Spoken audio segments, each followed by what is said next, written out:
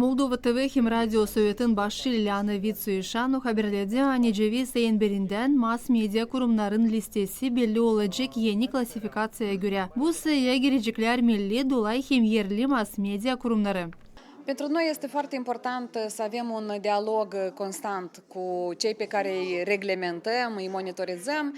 Bize deni önemli geçirmeye diyalogu mass media kurumlarının angıların işini biz gözlederiz. Biz istemeriz ki o düzülsün bir prinsipe göre hani biz sanksiyalar varınca koyalım. Biz isteriz birleştirmeye mass media kurumlarını, işitme angı problemlarından onlar karşı gelirler. Onların arasında hem programaların kalitesi için soruşlar, uzmanlar hem finans resursları, reklamının yapılması angısı pek azaldı pandemiye hem cenk vakıdında. İsteriz bulma çıkış bu durumdan. Resursele umane, resursele financiare, piața publicității care a fost lovită în ultimii ani și de pandemie și de războiul din Ucraina.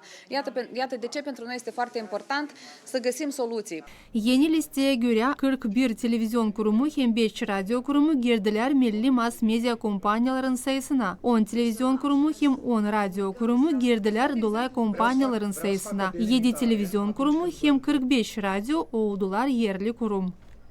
Cred că astăzi am ajuns la concluzia că probabil că va fi nevoie și de o modificare a legislației. Vom merge cu aceste concluzii. Biz anlaşacağız ne yapma kanun uğrunda. Danışacağız kendi bakışlarının parlamentin mahsus komisyasına hem iş komisyasına angısı parlamentte çalışır. CV 22'sinde biz geçireceğiz cümle okumaklarını pek önemli geçirmeye bile olayları ki iş edelim birbirimizi ki anlayalım nice kontrol etmeye bu işi. İstemiyoruz ki bizi jandarm gibi saysınlar sayarım. Hani lazım partner olalım TV hem radyo industriyada.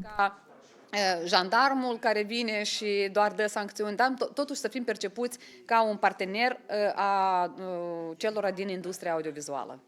Olayın paylanarında vardı kolaylık kendi bakışlarını açıklama TV hem radyo kanunların işlemesi için. Все эти изменения и мониторинги будут направлены на том, чтобы у нас консолидировалось. Peki yani bizi seslediler. Nerede var problemler hem nice biz işleriz. Umutlanırız. Aynı TV hem radyo daha kaliteli olacak. Daha meraklı seyredicilere deni. Ki orada profesyoneller işlesinler. Bu olacak iyi bir adım. Şimdi ise biz daha yaklaşmadık bu etapa. TV hem radyo sovyeti nazaları belli ettiler. Hepsi yenilikleri angılarını teklif ederler yapma lisenziya için kararına hem verecekler onları parlament komisyasının bakılmasına. Ceviz 23 adın geçecekler cümle seslemekleri bu proyekt için. Tatyana Stavilova, Grigori Stavilov, GRT, Haberler.